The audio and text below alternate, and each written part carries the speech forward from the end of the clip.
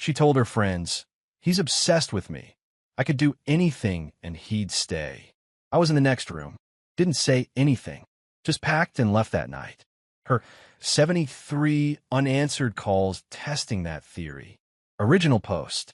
I, 31 male, am a logistics coordinator. My job is to see all the pieces on the board, anticipate problems, and ensure everything moves from A to B smoothly. I've been told I'm reliable. Stable. A bit boring, maybe. I thought these were good things. My girlfriend, Corinne, 28, seemed to think so, too. We've been together for 2 years, living in her rented apartment for the last one. I pay my half of the rent, plus utilities, plus most of our food, plus her car insurance. She's a brand consultant, which mostly means she has a very aesthetic Instagram and a deep aversion to W-2 forms. My friends have called me whipped. I just thought I was supportive. I like taking care of things. About 18 months ago, I bought a project, a 1978 Airstream Ovalander, a 27-foot aluminum shell of dreams. I paid $15,000 for it from my own savings. I spent weekends and evenings meticulously restoring it. I redid the subfloor, ran all new PX plumbing, wired it for solar. It's my baby. Corinne was supportive in her way. She loved the idea of it. She named it the Silver Lining and started an Instagram account for our journey.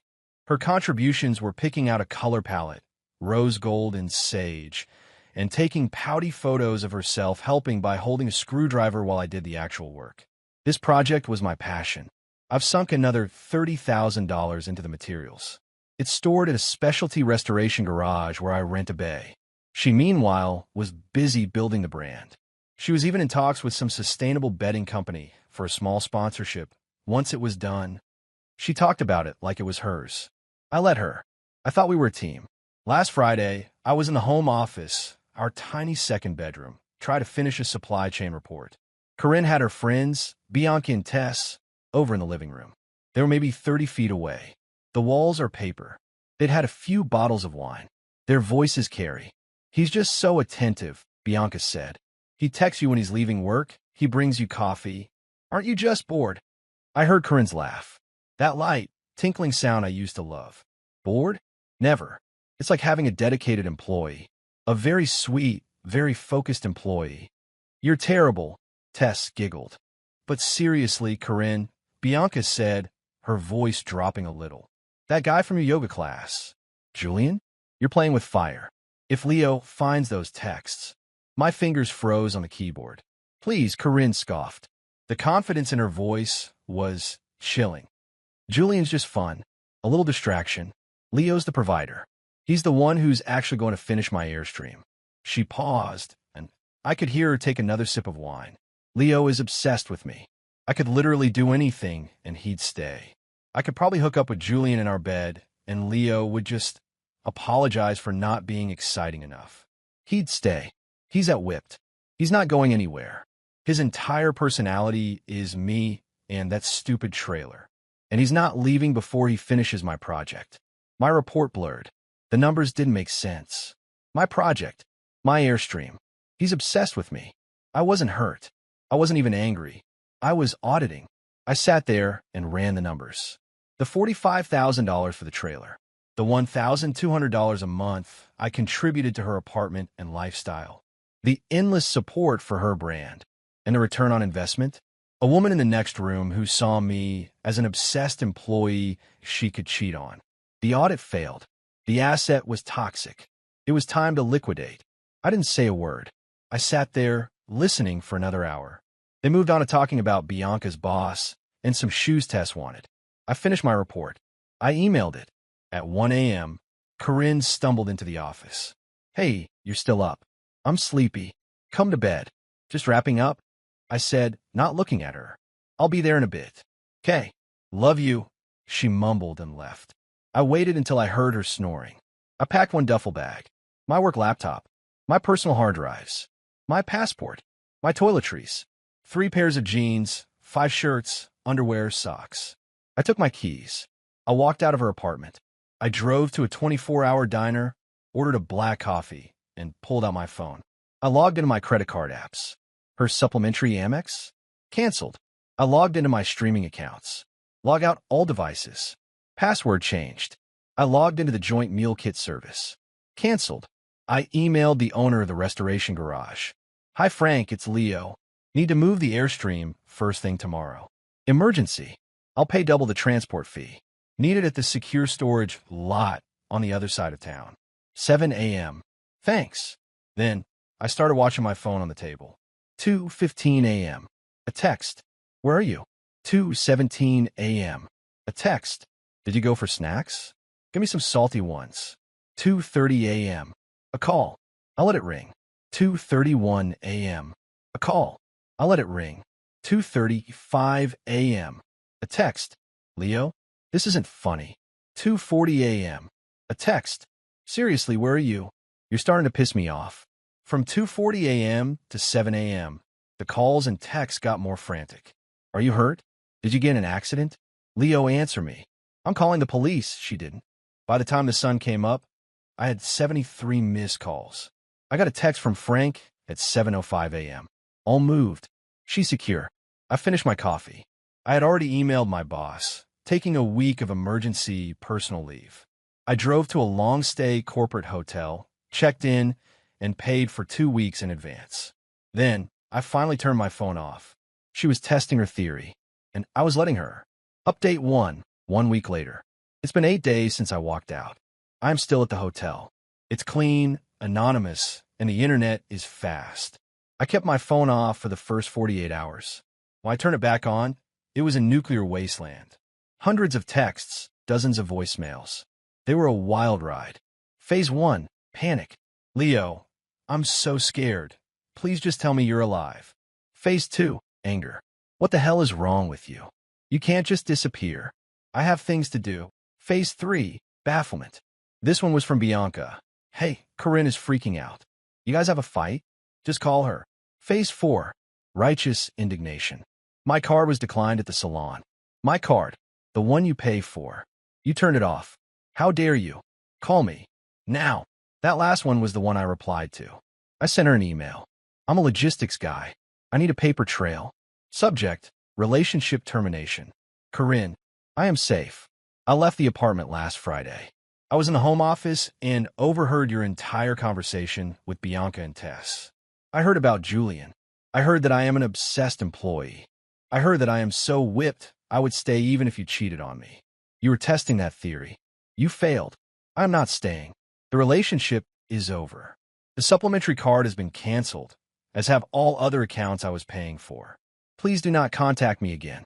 It took her exactly 4 minutes to reply. Leo, you're breaking up with me. Over a joke? I was just drunk and bragging to my friends. You know I do that. Julian is nobody. You're being insane. You're completely overreacting. You can't just leave. We have a life. What about the Airstream? I'm serious, Leo. This isn't funny anymore. That bedding company needs the final photos by the 1st. You have to finish the restoration. You're going to ruin MY business. You can't do this to me. The sheer uncut audacity. My business. My Airstream. I replied, there is no your business. It is my trailer, purchased with my money and restored with my labor. You have no legal claim to it. I have all receipts and the title. Your sponsorship is not my problem. Consider it canceled. I will be in touch in a few days to arrange a time to retrieve my remaining personal items from your apartment. This, apparently, was the wrong thing to say. She didn't email back. She showed up. She must have blown up my work email, and my boss, who I had to give the basic details to, must have told her, I don't know where he is, but he's safe. So she went old school. She called every hotel within a 10-mile radius until she found me. I was in the lobby Tuesday afternoon, grabbing a coffee, when the doors slid open. It was Corinne, and Bianca, for backup. Corinne was in full victim mode. Her eyes were red. Her hair was a mess. Leo. Oh my God, Leo. She ran toward me. I just stood there. I didn't move. She wanted to hug me, and I put a hand up. Don't. She stopped, shocked. What are you doing? Leo, stop this. This is insane. You're scaring me. You look terrible. I'm fine, Corinne. You need to leave. You're not a guest here. I'm not leaving, she said, her voice starting to rise. You can't just hide from me and turn off my money. Bianca stepped forward, playing good cop.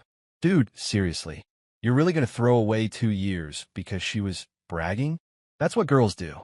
She was just gassing herself up. She was gassing herself up by detailing her emotional affair with Julian from yoga. Bianca, I said, my voice as flat as a shipping manifest. And she was gassing herself up by calling me an obsessed employee. She wasn't bragging. She was stating, correctly, that I was a fool. I'm just not a fool anymore. It was talk. Corinne shrieked, and now the tears were real. Just talk. You know I love you. I was just stressed. You can't do this to me. You can't take the Airstream. Ah, there it was. The main point. I've built a brand, she cried. People in the lobby were starting to look. I have 10,000 followers. That sponsorship was worth real money. You OWE me that trailer. You can't just steal it. I can't steal my own property, Corinne, I said. I have the title. I have the bill of sale. I have $45,000 in receipts. You have an Instagram account. Her face changed. The tears stopped instantly. The softness was gone, replaced by a cold, hard fury I'd never seen before. It was the face of a CEO whose shipment was just lost at sea.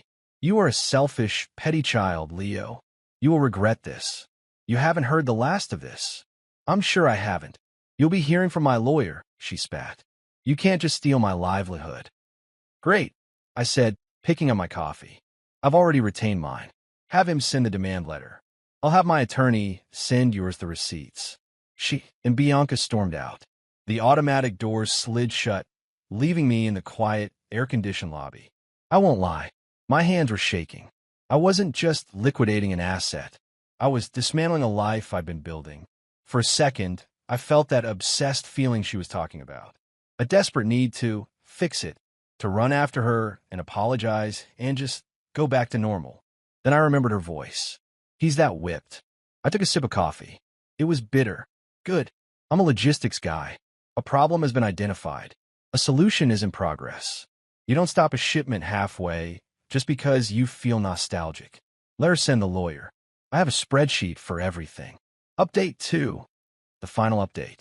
It's been 2 months. This was a journey. A messy, complicated, and deeply satisfying journey. The Dirty Tricks campaign started almost immediately after our hotel lobby chat. Corinne's entitlement went from 100 to about 1 million. First, the lawyer. She found a real bottom feeder, the kind of guy whose face is on bus benches. He sent a demand letter that was a work of fiction. They claimed verbal partnership. They alleged that the silver lining was a joint venture, and that my abrupt and malicious removal of the primary business asset, the Airstream, constituted a breach of this partnership. The damages? Oh, this was my favorite part. They claimed the canceled betting sponsorship was worth $50,000 in lost potential income. $50,000. The letter also demanded emergency spousal support. We were never married because my sudden cessation of financial support left her destitute and unable to meet her basic needs. My lawyer, a sharp woman named Alana, just laughed. This is tissue paper. Let's send him something solid. Alana drafted a response that was, frankly, a work of art. It included a copy of the Airstream bill of sale, my name, my bank account. A copy of the Airstream title, my name. A 15-page, itemized spreadsheet of every single purchase for the restoration, from the $3,000 solar package to the $1.50 box of screws, all cross-referenced with my credit card statements. Total, $45,821. A detailed breakdown of the financial support I'd provided her for 2 years. Rent, utilities, food, her car payments, clothes, vacations.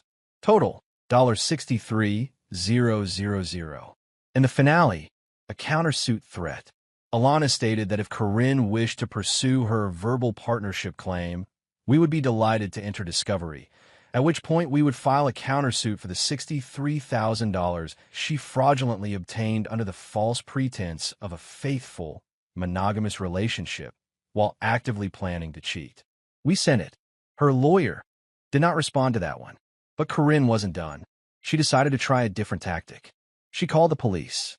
This was the part that genuinely scared me. I'm just a normal guy. I don't do conflict, and I know how this stuff can look. I had finally arranged, through lawyers, to get my remaining stuff from her apartment. I hired a moving service and had 2 officers present as a civil standby, just in case. The moment I walked in, she started. "He's here. Officer, he's the one. He stole my trailer." I saw the 2 cops exchange a look. "Ma'am," the older one said, "we've been over this. You called about this twice last week. We cannot get involved in your civil dispute." "It's not a civil dispute," she shrieked. "It's theft. He stole my entire business. It's worth over $50,000. I want him arrested." "Ma'am, do you have a title in your name? A bill of sale? Anything? We were a partnership." "That's a civil matter," the cop said, clearly losing patience. This is when she played her trump card, the one she thought was the auto win. She burst into tears. He's abusive. He's controlling me. He cut me off from all my money. He left me with nothing. He's financially abusing me. Please, I'm scared of him." The entire atmosphere in the room changed. The cops tensed. The younger one put his hand on his belt. "Sir," the older one said, his voice now formal and cold. "Is that true? Did you threaten her? Are you leaving her with no way to live?" My blood ran cold. "This is how it happens." "Officer," I said, my voice shaking slightly. I hated it. I took a breath. "My name is Leo. This is her apartment lease. I was a guest here. I left 2 months ago after I discovered she was cheating on me." I pulled a small, tidy folder from my bag. "The one Alana told me to never be without. She is not on my bank accounts. She was an authorized user on my credit card, which I canceled when I left. The trailer she's referring to is my personal property. Here is the title. Here is the bill of sale. Here is my lawyer's card." I handed him the folder. He looked through it. The title, the receipts. He saw the spreadsheet. He looked at Corinne, who was still doing her heaving shoulders sob. He looked at me. He sighed. "Ma'am, this is not a police matter. Mr. My last name is here with a police escort, which he requested to get his personal belongings. You will let him and the movers do that without interference, or we will have to ask you to leave." The look on her face. The obsessed employee had just shown the board of directors who actually owned the company. She just deflated. All the fight went out of her. She just stood in the corner, arms crossed, vibrating with rage, while my movers quickly and quietly took my clothes, my books, and my high-end espresso machine. As I was leaving, I turned at the door. "Good luck, Corinne. I hope you find what you're looking for." So, what happened to the artifact? The silver lining? The project was tainted. I couldn't look at it. The joy was gone, replaced by the memory of her voice. Finish my Airstream. So I sold it. I'm a logistics guy. I liquidated the asset. I found a collector online who specializes in vintage restorations. He came to the new storage unit. His eyes lit up when he saw the work I'd done. The custom walnut cabinetry I'd just started, the new axle, the meticulously polished shell. He knew exactly what he was looking at. I sold it to him, 80% finished, for $55,000. After my initial $45,000 investment, I made a $10,000 profit, not counting my 18 months of free labor alone. The fallout. Corinne's lawyer officially dropped her after my lawyer sent him the bill for the police civil standby. The Silver Lining Instagram account is dead. The last post was 3 months ago. She must have lost the betting sponsorship, and with it, her livelihood. Her friend Bianca actually emailed me to apologize, said she didn't realize how serious it was, and that Corinne had gone off the deep end.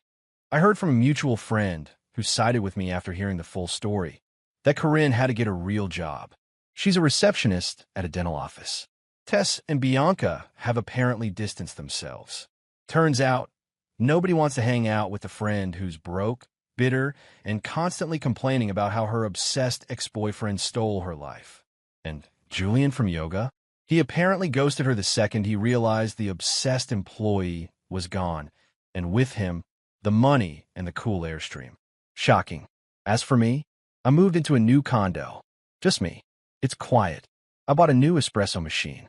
I won't lie, it was a rough few months. You don't just erase 2 years. I felt stupid. I felt used. I felt hollow. But then the check for $55,000 cleared. and that hollow feeling started to feel a whole lot like freedom. I'm planning a trip. No Airstream. No projects. Just a first-class ticket to somewhere warm with a very nice hotel. She was right about one thing. I'm obsessed. Obsessed with not being her employee ever again.